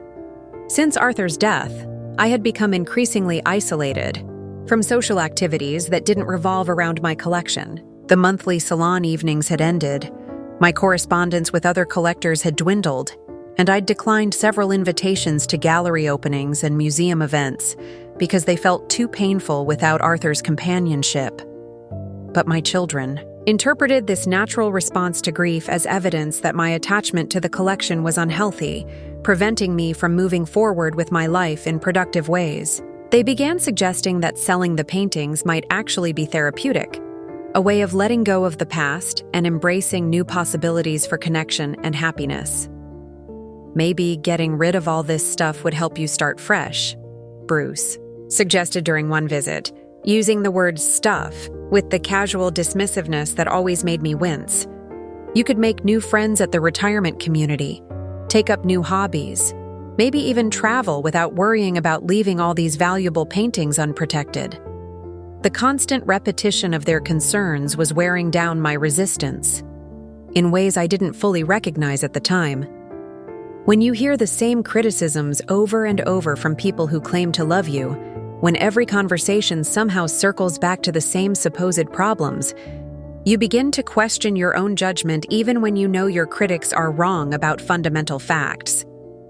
I found myself looking at my beloved paintings with increasingly critical eyes, seeing them not as sources of daily joy, but as evidence of choices that might have been misguided. Had I really assembled something significant, or had I just surrounded myself with expensive objects that provided an illusion of accomplishment? Was my expertise genuine, or was I a deluded collector who'd convinced herself she was a scholar? The breakthrough moment came during a particularly difficult conversation with Claire in early May 2019. I'd been feeling unwell, nothing serious, just the kind of minor illness that seems worse when you're grieving and alone. And she'd come over to check on me with homemade soup and what she presented as sisterly concern. "Mom, I'm really worried about you," she said as we sat in the kitchen, the only room in the house not dominated by artwork. "You seem so sad and isolated, and I think all these paintings are making it worse. They're like anchors to the past that won't let you move forward and build a new life." When I protested that the collection represented my life's work and brought me satisfaction even during difficult times, Claire's response revealed how completely she misunderstood what I'd accomplished. "But what's the point of having all this expertise about artists nobody's ever heard of?" she asked with genuine puzzlement. "Even if you're right about their historical importance, what difference does it make if you're the only person who cares? Wouldn't you be happier focusing on relationships with actual people instead of obsessing over paintings by dead strangers?" Her questions hit me at a moment when grief and isolation had already weakened my confidence in my own choices. For the first time, I began to seriously consider the possibility that my children might be right about the fundamental emptiness of what I'd devoted my life to pursuing. That evening, alone in the house with 43 paintings I'd spent decades collecting and studying, I called Janet Morrison at Timeless Treasures estate sales. "Mrs. Taylor, I'm so glad you reached out. Janet said, with the practiced warmth of someone who specialized in helping families liquidate accumulated possessions. Your son Gary mentioned that you might be interested in getting a professional assessment of your art collection. I'd be happy to come take a look and give you an idea of what we're dealing with. The appointment was scheduled for the following Thursday. As soon as I hung up the phone, I felt a mixture of relief and terror that told me I'd crossed a line I couldn't uncross. I'd taken the first concrete step toward dismantling my collection, toward accepting my children's judgment that my life's passion was actually an obstacle to my well-being. But I told myself this was just an assessment, not a commitment. I could get professional opinions about the collection's value and make more informed decisions about my future.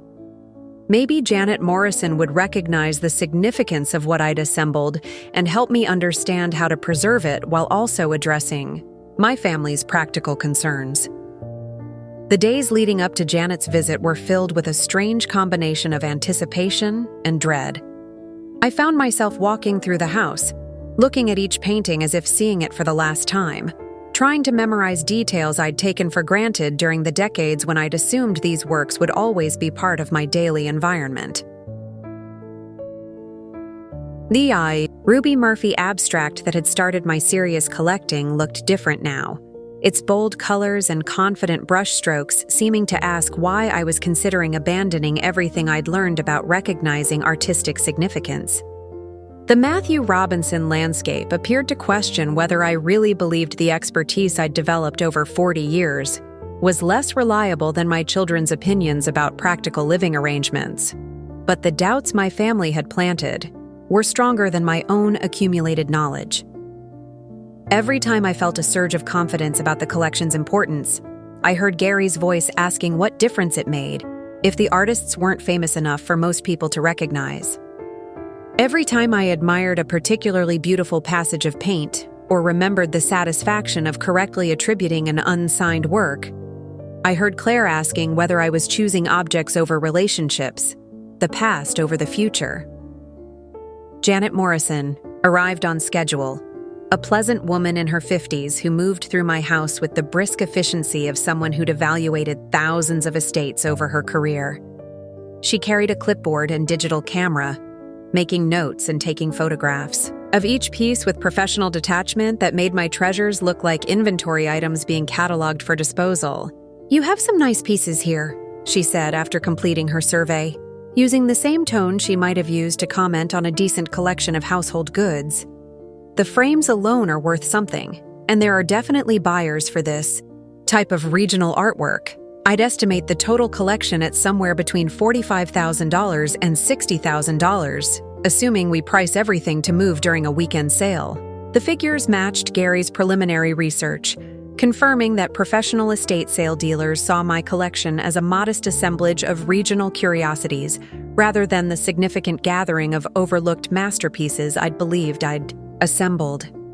"What about getting individual pieces appraised by art specialists?" I asked, grasping for some validation of the expertise I'd spent decades developing. Janet looked skeptical. "Mrs. Taylor, formal appraisals cost hundreds of dollars per piece, and frankly, for regional artists like these, the expense usually isn't justified by any increase in sale price. Most of the people who buy at estate sales are looking for decorative items for their homes, not making investments in art history." As she packed up her materials and prepared to leave, Janet handed me a contract for estate sale services. "If you decide to move forward, we can have everything cleared out in one weekend," she said cheerfully. "Clean, efficient, and you won't have to deal with the emotional stress of watching individual pieces being sold. We handle everything from pricing to cleanup. After she left, I sat in my living room surrounded by the paintings my children wanted me to sell, and the professionals had dismissed as modestly valuable regional curiosities.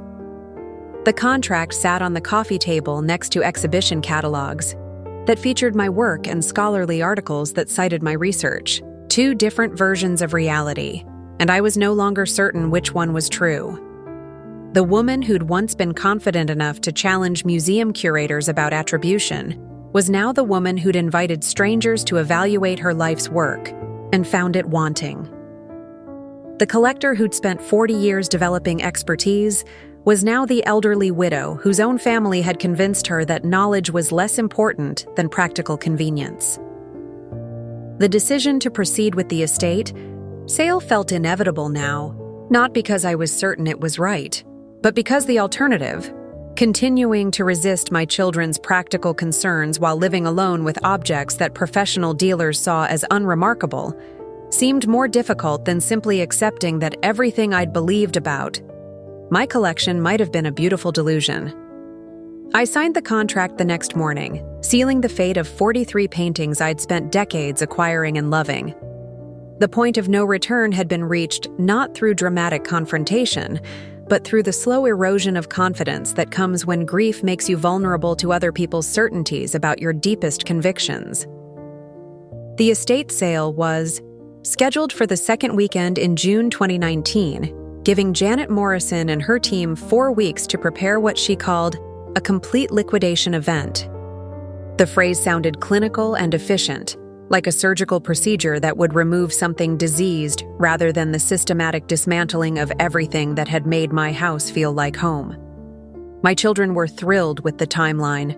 Gary immediately began researching retirement communities with immediate availability. Claire started handling the legal paperwork for selling the Queen Anne house, and Bruce volunteered to help me sort through personal items that weren't being included in the estate sale. Their efficiency was impressive and heartbreaking. They moved through the logistics of dismantling my life with the same professional competence they brought to their careers. "This is really the best thing for you, Mom," Claire assured me, as we sat in the kitchen going over the estate sale contract. "Once all this is behind you, you'll wonder why you waited so long to simplify your life. The stress relief alone will be worth it." But the weeks leading up to the sale were the most emotionally devastating period of my life, worse even than the immediate aftermath of Arthur's death. At least grief was a natural response to genuine loss. This felt like voluntarily destroying everything I'd spent my adult life building, and the guilt was almost unbearable. Janet Morrison's team arrived daily to prepare the collection for sale. They removed paintings from walls, leaving rectangular shadows on the wallpaper that looked like wounds in the house's carefully designed aesthetic. Each piece was tagged with lot numbers and estimated prices that bore no relationship to the amounts I'd paid or the significance I'd attributed to them over the years. The Ruby Murphy abstract that had launched my serious collecting career was priced at $200 or $300. The Matthew Robinson landscape I'd treasured for over 30 years was tagged at $150, $250. The Josephine Morris portrait that had been borrowed by museums for exhibitions carried an estimate of $400,600. Seeing my masterpieces reduced to garage sale pricing felt like watching loved ones being prepared for burial. "We price everything to move," Janet explained when I questioned the low estimates. "Estate sale buyers are looking for bargains, not making major art investments. It's better to price items conservatively and create bidding competition than to set unrealistic expectations and have things sit unsold." The logic was sound from a business perspective, but devastating from an emotional one. 40 years of careful collecting, decades of research and authentication, a lifetime of developing expertise. All of it was being reduced to impulse purchases for people who wanted attractive wall decorations for their living rooms. The most painful part was watching strangers handle my treasures with casual indifference. Janet's assistants moved through the house like movers dealing with household goods, wrapping paintings in newspaper and stacking them in categories based on size, rather than artistic significance. A beautiful Depression-era landscape by an artist I'd spent months researching was stored next to a decorative print that had hung in the guest bathroom. "Try not to watch too closely," Gary advised when he found me standing in the living room, staring at the bare walls where my collection had lived for over 2 decades. "This is just stuff, Mom. The important thing is that you're taking control of your future instead of being controlled by material possessions. Just stuff." The phrase had become my children's standard dismissal of everything I'd valued, a way of reducing a lifetime of passionate collecting to mere accumulation of objects. But these weren't random purchases or inherited clutter. They were carefully chosen works by artists whose careers I'd studied, pieces that represented important moments in American art history, paintings that had brought me daily joy for decades. The night before the estate sale, I walked through the house one final time, saying goodbye to empty rooms that echoed with the ghosts of beauty that had once filled them. The living room looked cavernous without the paintings that had given it warmth and personality. The dining room felt like a restaurant space waiting for generic artwork to fill the vacant walls. Even the hallways seemed longer and more institutional, without the smaller works that had created visual interest and guided visitors through the house. I ended up in Arthur's study, the room I'd avoided since his death, sitting in his chair and trying to imagine what he would have said about what I was doing. Arthur had always supported my collecting, had been genuinely proud of my expertise and the recognition it brought from art world professionals. Would he have understood my decision to sell everything? Or would he have been heartbroken to see our life's work scattered to strangers? The estate sale began at 8 a.m. on Saturday morning, and I watched from my bedroom window as cars began arriving before the official opening time. Early birds with coffee cups and determined expressions, the kind of experienced estate sale shoppers who knew that the best deals went to people who arrived first and moved quickly through the merchandise. By 8:15, there was a line of people, waiting to enter my house and pick through the remnants of my collecting career. I recognized the type from my own years of hunting for treasures at similar sales. Dealers looking for underpriced items they could resell at profit, collectors hoping to spot overlooked gems, and casual buyers attracted by the promise of quality artwork at bargain prices. Janet had insisted I stay upstairs during the sale to avoid the emotional difficulty of watching my possessions being purchased by strangers. But I couldn't resist periodic trips to the window to observe the steady stream of people carrying my paintings to their cars. Each departure felt like a small death, another piece of my identity being driven away to an unknown fate. A young couple struggled with the Ruby Murphy abstract, clearly excited about their purchase, but handling it with the casual care they might have shown a department store poster. An elderly man carefully wrapped the Matthew Robinson landscape, studying it with the appreciation of someone who recognized quality, even if he didn't understand its full significance. A woman in expensive clothes emerged with several smaller pieces tucked under her arm like shopping bags from a boutique. By noon, Gary reported that the sale was going extremely well. "The paintings are really moving," he told me with obvious satisfaction. "Janet says this is one of the most successful art sales she's handled. You're going to have a nice nest egg from this, Mom." The financial success should have felt gratifying, but instead it felt like being congratulated on the efficiency of my own dismemberment. These weren't business assets being liquidated for profit. They were relationships being severed, connections to beauty and history being dissolved for the sake of what my children called practical living. By the end of the weekend, the house was nearly empty. Janet's team had been as efficient as promised, clearing out everything that hadn't sold and leaving behind only the basic furniture I would need until the house sale was completed. The total proceeds from the estate sale were $52,000, slightly higher than the original estimate due to competitive bidding on several pieces. "You did great," Janet told me as she presented the final accounting. Some of those paintings generated real interest from serious collectors. I had several buyers ask about the provenance and whether you had documentation on the artists. "You clearly had a good eye for quality work." Her casual acknowledgement that I'd assembled a collection of quality pieces felt like vindication and mockery at the same time. If professional dealers recognized that I'd had a good eye, why had the same professionals priced everything as if it were amateur work by unknown artists? If collectors were interested in provenance and documentation, why hadn't anyone suggested that formal appraisals might reveal higher values? But it was too late for such questions. The damage was done, the collection scattered, the connections severed. I was now a woman who'd once owned 43 carefully chosen paintings and was left with empty walls and $52,000 in cash. transaction that my children celebrated as financial wisdom, but that felt like the most expensive mistake of my life. The move to Sunrise Manor in Bellevue happened quickly once the house sold. Claire had been right about the efficiency of retirement community living.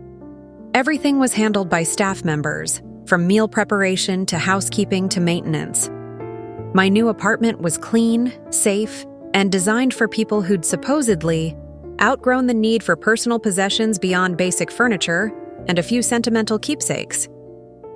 I was allowed to keep 5 small pieces from my collection, paintings that had fit in the apartment and didn't require special climate control or security measures. Seeing those 5 survivors hanging on the beige walls of my new living room was almost worse than having no artwork at all. They looked lost and lonely, like the last guests at a party after everyone else had gone home.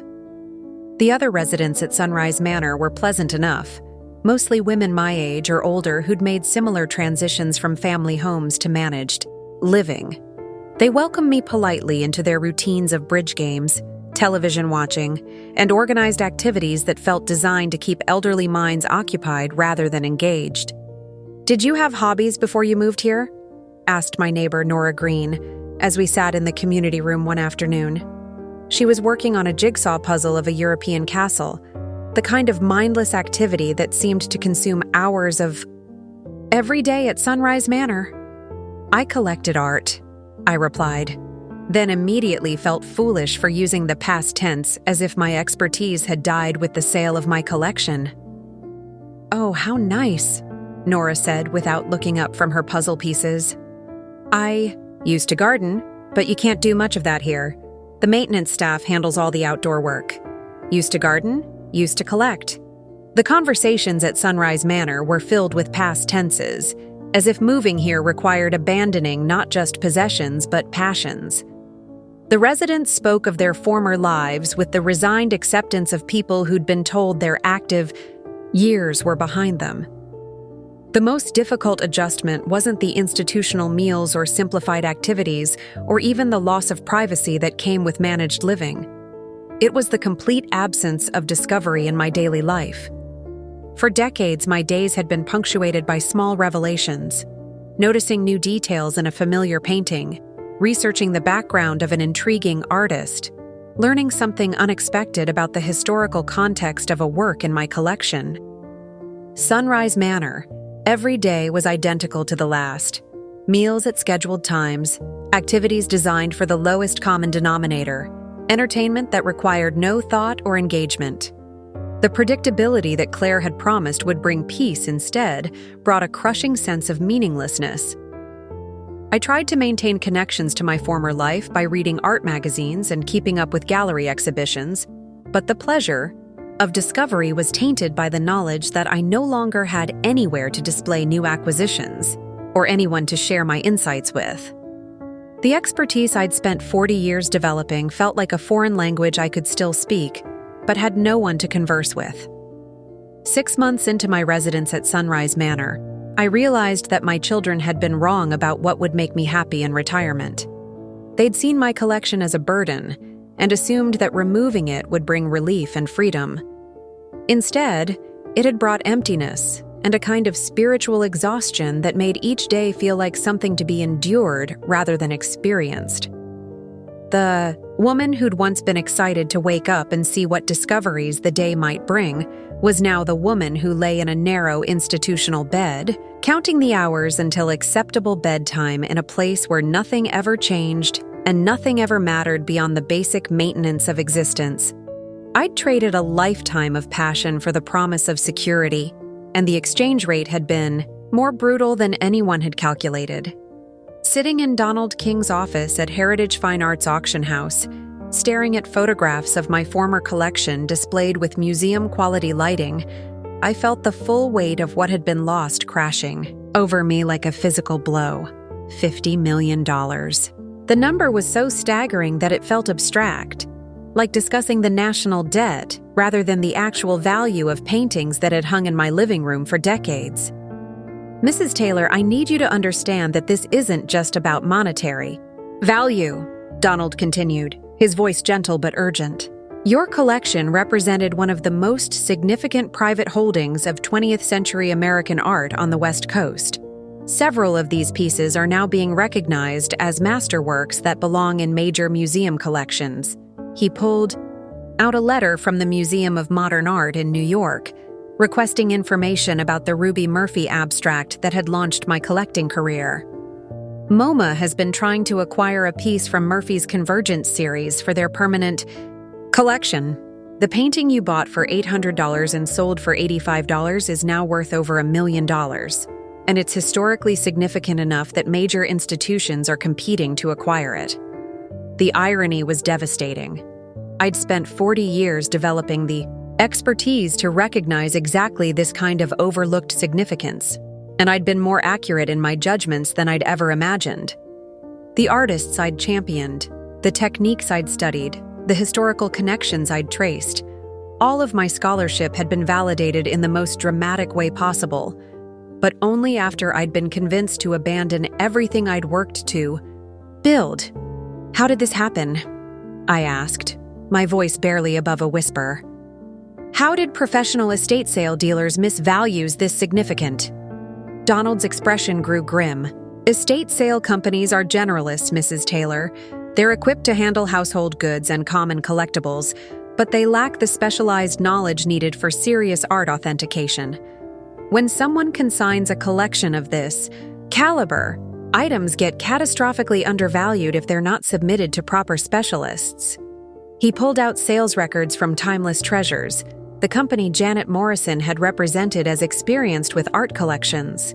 According to these documents, your entire collection was sold over one weekend for a total of $52,000. Individual pieces that we now know are worth millions were purchased for hundreds of dollars by buyers who clearly recognized their true significance. The betrayal felt physical, like a punch that left me struggling to breathe. Not just the betrayal by professionals who'd claimed expertise they didn't possess, but the deeper betrayal by my own children who'd been so certain of their practical wisdom that they'd never bothered to seek proper authentication before pressuring me to liquidate my life's work. What happens now? I asked, though I dreaded the answer. Can any of this be recovered? Unfortunately, once items are sold at estate sales, they become the legal property of the purchasers, Donald replied. However, there have been some interesting developments in the collecting community since word of this situation spread. He handed me a business card for John Smith, identified as a private collector and dealer specializing in American art. Mr. Smith purchased several pieces from your estate sale and has been researching their provenance. When he realized the significance of what he'd acquired, he reached out to us with a rather unusual proposal. John Smith turned out to be a distinguished man in his 60s who'd built his reputation on spotting undervalued masterpieces at estate sales and auctions. When we met at Heritage Fine Arts the following week, he was direct about what had happened. Mrs. Taylor, I've been collecting American art for 30 years, and your estate sale was legendary among serious dealers, he said without preamble. I purchased 8 pieces for a total of $1,800.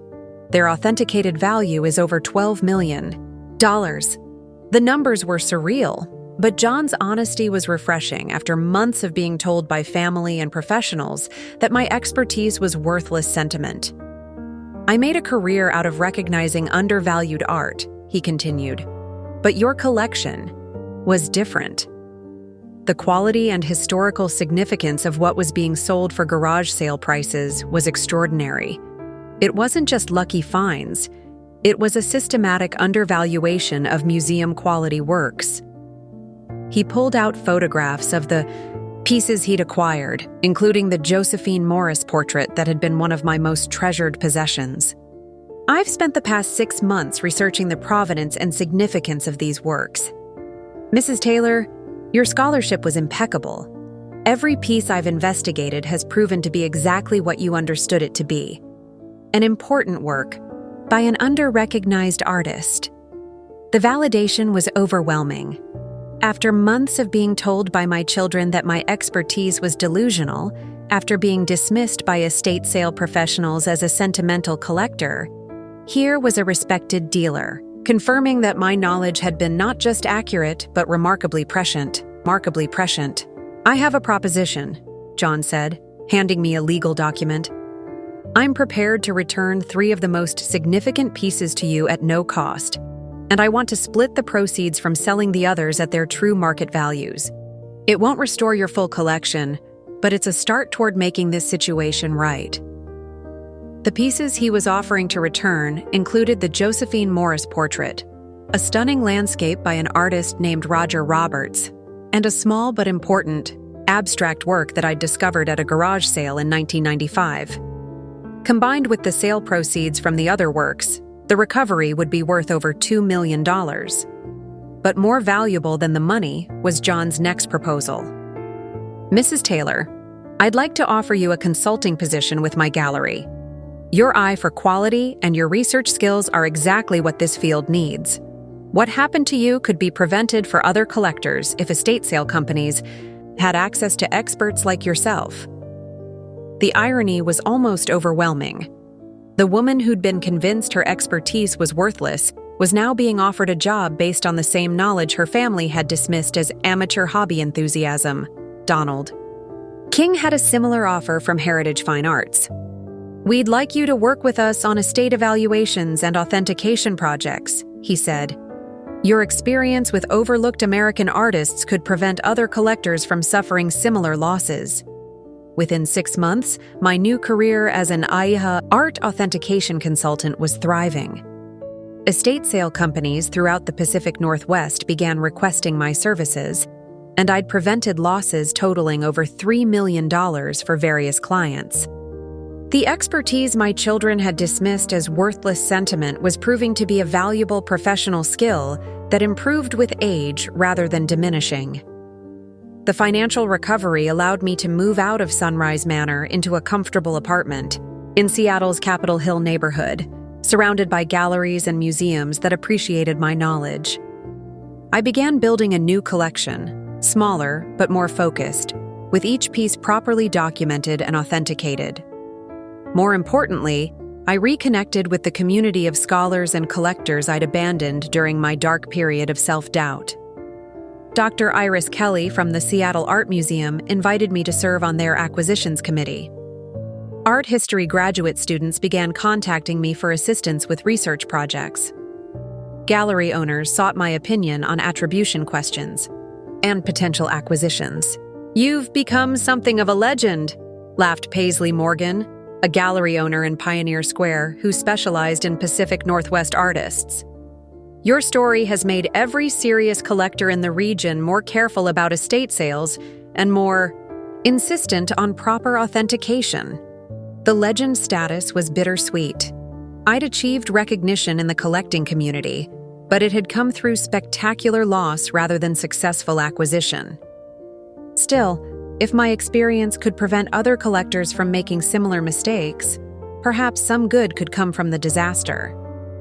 My relationship with my children gradually improved as they came to understand that my return to collecting wasn't a rejection of their practical concerns, but a wiser approach that incorporated both passion and protection.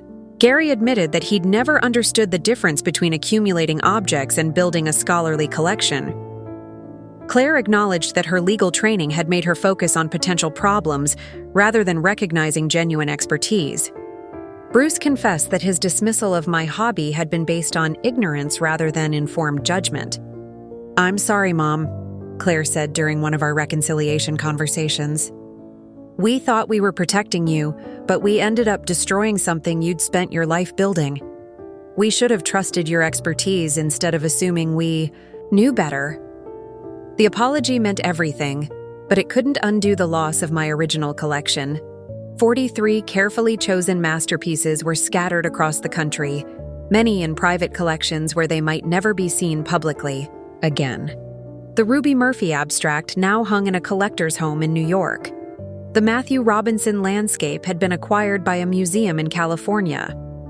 The Josephine Morris portrait was back in my possession, but dozens of other significant works were gone forever.